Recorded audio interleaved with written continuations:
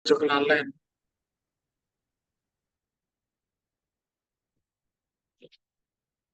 Assalamualaikum warahmatullahi wabarakatuh. Perkenalkan, kami dari kelompok 3. Sini kami akan mempresentasikan materi pertemuan 14. Yang pertama-tama ada anggota kelompok kami, ada Pijar Sukma Prayogo, Rizky Galih Prasetyo, saya sendiri Satria Jinur Cahyo, lalu ada Arju Brilian dan Dava Budi Saputra. Memori komputer menyimpan sistem aplikasi, pengendalian, dan data. Kapasitas memori yang besar meningkatkan kinerja komputer diukur dalam KB atau MB, ada RAM dan ROM. Kedua menggunakan semikonduktor. Struktur memori terdiri dari sel-sel untuk menyimpan data.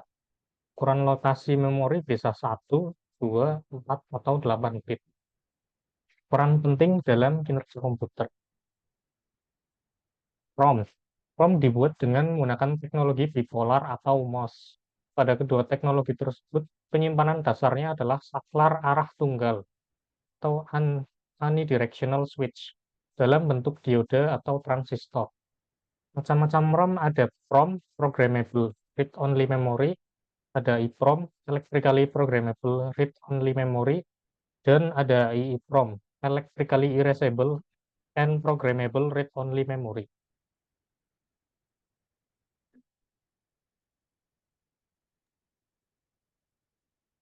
Atau Programmable Read Only Memory. PROM adalah jenis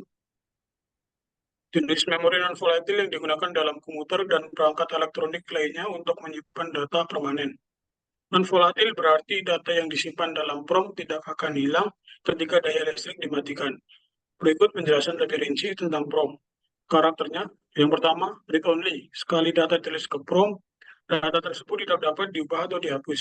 Memori ini hanya dapat dibaca. Programmable. Memori ini dapat diprogram satu kali setelah diproduksi. Proses pemrograman dilakukan dengan menggunakan alat khusus yang disebut programmer prompt. Keuntungan, yang pertama, data tidak akan hilang atau berubah kecuali fisik memori rusak. Kedua, data tidak dapat diakses dengan sangat cepat dibandingkan dengan beberapa jenis memori lainnya. Next.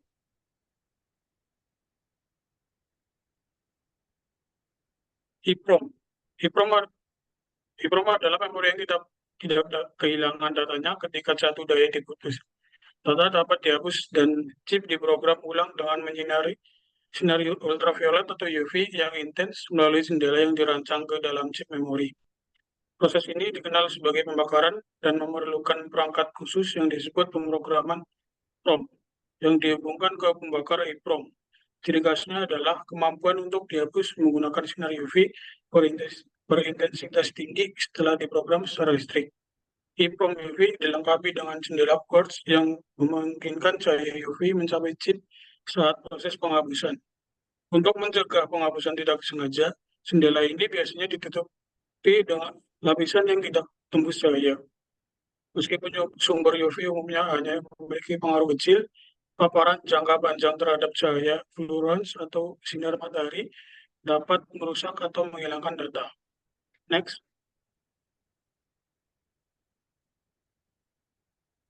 Seri 27X merupakan model EEPROM yang terkenal. Diproduksi oleh perusahaan seperti Intel, Advanced Micro Device, dan Fujitsu Microelectronic Inc. Semua model dalam seri ini memiliki konfigurasi keluaran 8 bit. Karakteristik dan spesifikasi detail dari berbagai model 27X dapat dilihat pada tabel yang disediakan, memberikan informasi komprehensif tentang kapasitas dan fitur masing-masing varian.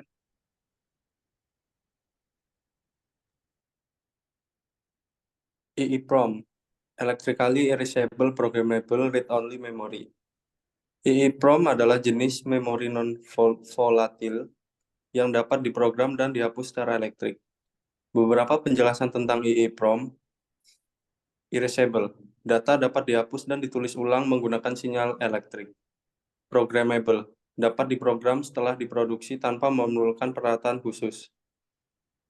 Proses penghapusan, Penghapusan dan penulisan ulang data dilakukan secara elektrik, memungkinkan penghapusan selektif bit per bit. Kegunaan digunakan dalam penyimpanan konfigurasi, pengaturan sistem, dan aplikasi yang memerlukan pembaruan data berkala. Keuntungan, fleksibilitas dalam penghapusan atau pemrograman, tidak memerlukan peralatan khusus, dan data tetap tersimpan saat daya dimatikan. Keterbatasan, memiliki batas siklus penghapusan data dan penulisan ulang sebelum mulai mengalami kehausan. EEPROM lebih praktis dibandingkan EEPROM, karena memungkinkan pembaruan data secara mudah dan efisien. Next. RAM. RAM dapat dikelompokkan ke dalam dua kategori utama, bergantung pada teknik penyimpanan yang digunakan, yaitu dynamic RAM atau DRAM, menyimpan informasi dalam bentuk muatan di dalam kapasitor. Static RAM atau SRAM menggunakan flip-flop sebagai sel dasarnya sehingga tidak memerlukan refreshing. RAM statis akan menyimpan data selama satu daya diberikan kepadanya. Jenis memori yang terdapat di pasaran diantaranya SIM, Single Inline Memory Module, mempunyai kapasitas 30 atau 72 pin, memori SIM 30 pin untuk kegunaan PC zaman 80286 sehingga 80486 dan beroperasi pada 16 bit. Memori 72 pin dapat digunakan untuk PC berasaskan Pentium dan beroperasi pada 32 bit. Kecepatan dirujuk mengikuti istilah NS atau nanosecond seperti 80 nanosecond, 70 nanosecond, 60 nanosecond, dan sebagainya. Semakin kecil nilainya, maka kecepatan lebih tinggi. Next. DIMM, Dual Inline Memory Module, adalah modul memori yang digunakan dalam komputer untuk meningkatkan kapasitas dan kinerja memori. Pin konektor di kedua sisi modul masing-masing berfungsi berbeda, menyediakan lebih banyak ruang untuk chip memori, meningkatkan total kapasitas memori, mendukung transfer data yang lebih cepat dibandingkan modul memori sebelumnya. Terdapat berbagai jenis seperti DDR, DDR2, DDR3, DDR4, dan DDR5. Masing-masing lebih cepat dan efisien. Harus sesuai dengan motherboard dan spesifikasinya. DIMM adalah standar memori yang digunakan dalam komputer modern untuk meningkatkan kinerja sistem. DDR SDRAM atau Double Data Rate Synchronous Dynamic Random Access Memory adalah jenis memori yang digunakan dalam komputer untuk meningkatkan kecepatan transfer data. Memori ini dapat mentransfer data 2 kali siklus clock dibandingkan dengan SDRAM biasa yang hanya sekali per siklus clock. Beroperasi secara sinkron dengan clock system.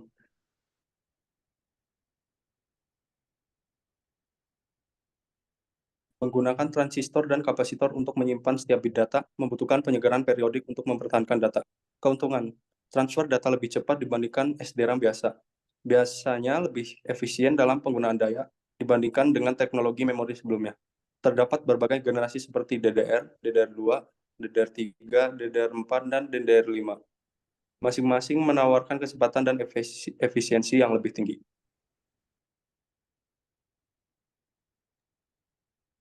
DRAM atau dilaksana rambus DRAM, sejenis SDRAM yang terbuat oleh rambus. Dikenal sebagai DRAM atau PC800, memiliki kecepatan tinggi untuk CPU Intel dan seluruhan data untuk kinerja lebih baik, dan beroperasi pada 16 bit. Terdapat model DRAM RIM 4200, 32 bit dengan kecepatan 1066 MHz. RAM non-volatil. RAM non-volatil atau bisa disebut NVRAM menggunakan transistor penyimpanan non-volatil untuk retensi data tanpa daya, namun memiliki desain kompleks yang membutuhkan area lebih besar dan biaya lebih tinggi dibanding RAM konvensional pada umumnya. Next.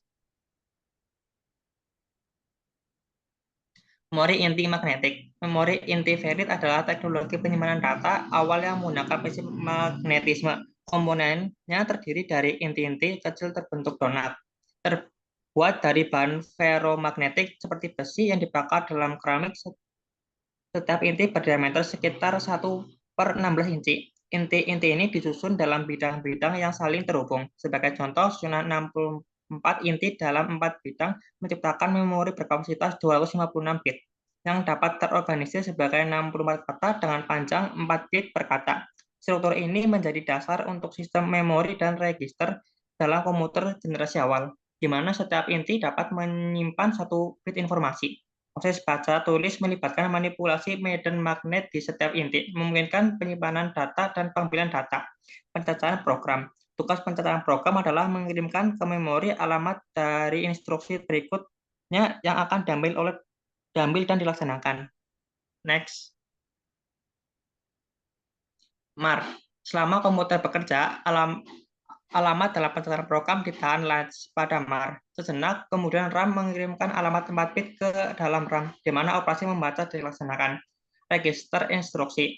Isi dari lokasi memori yang ditunjuk alamatnya ditempatkan pada bus. Pada waktu yang sama, register instruksi disiapkan untuk pengisian pada tepi positif dari sinyal detaknya berikutnya. Pengendalian pengurut. Pendilian pengurut atau controller sequencer mengirimkan sinyal sampai sinyal CLRAM dan CLR masing-masing dengan pencacaan program dan register instruksi sebelum komputer bekerja sehingga pencacaan program direset ke 0 dan bersamaan ini instruksi dalam register instruksi dihapus. Akumulator.